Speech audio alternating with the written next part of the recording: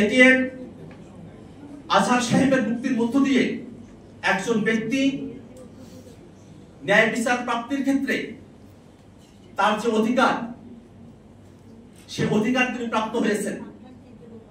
একজন ব্যক্তি এবং একজন মানুষ কোনোভাবে শুধুমাত্র রাজনৈতিক বিরোধিতার কারণে যেন বিচারের মুখোমুখি হয়ে বিচারের প্রহসনের মধ্য দিয়ে নিজেদেরকে জীবন দিতে না হয়, সে বিষয়টাকে ভবিষ্যতে রাষ্ট্রকে নিশ্চিত করতে হবে।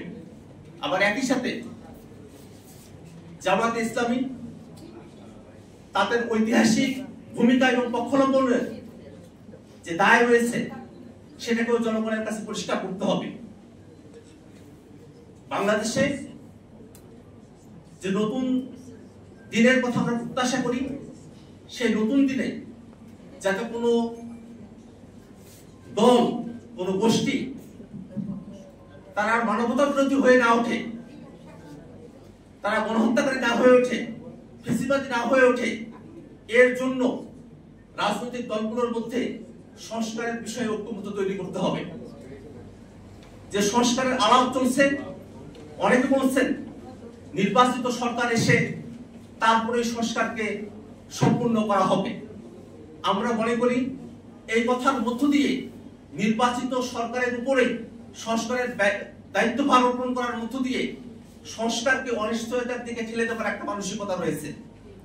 বরং সামনের দিনে যে সরকারি নির্বাচনের মধ্য দিয়ে সরকার গঠন করুক না কেন, সে সরকার যেন যে সংস্কারগুলোর বিষয়ে রাজনৈতিক দলগুলোর মধ্যে ঐক্যবদ্ধ হচ্ছে, মৌলিক সংস্কারের কাঠামোকে রাষ্ট্রীয়ভাবে অ্যাডপ্ট করে এবং সে অনুযায়ী নিজেদেরকে পরিচালিত করতে পারে, সেই বিষয়ে জুলাই সনদের মধ্যে স্পষ্টভাবে ঐক্যমতের ভিত্তিতে রাজনৈতিক দলগুলোকে ওয়াদাবদ্ধ হতে হবে।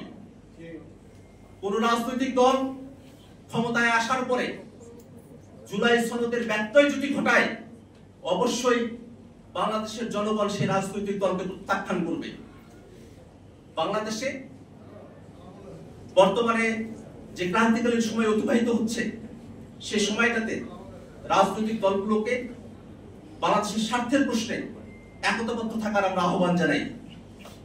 বাংলাদেশে যে গণহত্যাকারী ফ্যাসিবাদী আওয়ামী লীগকে তাদের রাজনৈতিক কার্যক্রম নিষিদ্ধ করবার পরে বিদেশি নানা চক্র এবং দেশীয় আওয়ামী দোসররা নানাভাবে দেশের রাজনীতিকে অস্থিতিশীল করে তোলবার চেষ্টা করছে। আমরা ফ্যাসিবাদ বিরোধী রাজনৈতিক দলগুলো এবং পক্ষগুলো যদি ঐক্যবদ্ধ থাকি, তাহলে কোনোভাবেই বাংলাদেশে আওয়ামী ফ্যাসিবাদ পুনর্বাসিত হওয়ার, পুনরুজ্জীবিত হওয়ার সুযোগ পাবে না। এবং এই ক্ষেত্রে গণঅভ্যুত্থানের সময়কালে যারা শহীদ হয়েছেন তাদের রক্তের উপরে আমাদের শপথ নিতে হবে যে বাংলাদেশে যেভাবে আমরা ফ্যাসিবাদকে হটিয়েছি, একটি ফ্যাসিবাদী দলকে হটিয়েছি, তেমনি ভাবে আমরা যেন ফ্যাসিবাদী কাঠামো এবং সিস্টেমকে হটাতে পারি, বাংলাদেশকে গণতান্ত্রিক রূপান্তরের দিকে এগিয়ে নিয়ে যেতে পারি। এটাই হোক আমাদের সকলের প্রতিজ্ঞা এবং সকলের শপথ।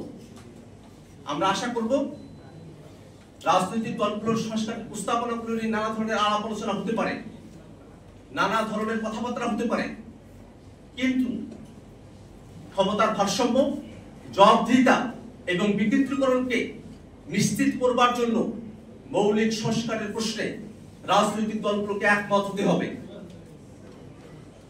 অন্তর্বর্তীকালীন সরকার ডিসেম্বর থেকে জুনের কথা বলেছেন, সে সময়কালের মধ্যে যে কোনো সময় নির্বাচন অনুষ্ঠিত হতে পারে। আমরা নির্বাচনের পক্ষে আমাদের অবস্থান ব্যক্ত করি, কিন্তু অবশ্যই সেই নির্বাচনকে, যে বিচার প্রক্রিয়া শুরু হয়েছে সেই বিচার প্রক্রিয়াকে দৃশ্যমান পর্যায়ে উন্নীত করে এবং সংস্কারকে বাস্তবায়নযোগ্য করে তারপরে নির্বাচনের দিকে অগ্রসর হতে হবে। বাংলাদেশে আর যেন কখনো এমন কোন সময় ফিরে না আসে, এমন কোন দুঃশাসন ফিরে না আসে যার বিরুদ্ধে বাংলাদেশের মানুষকে রাস্তায় নেমে আবারও জীবন দিতে হয়। এমন কঠিন সময় যেন বাংলাদেশে আর কখনোই না আসে। এমন একটি শাসন কাঠামো, এমন একটি রাষ্ট্র কাঠামো, এমন একটি রাজনৈতিক বন্দোবস্তের মধ্য দিয়ে বাংলাদেশ রাষ্ট্রটি সামনের দিনে পরিচালিত হবে, এই আশাবাদ ব্যক্ত করে আজকের দিনে আপনারা যারা এখানে উপস্থিত হয়েছেন এবং যারা আলোচনা অতিথিরা এসেছেন, দর্শক এসেছেন, তাদের সকলকে জাতীয় নাগরিক পার্টি এনসিপির পক্ষ থেকে ধন্যবাদ জানিয়ে আজকের আয়োজন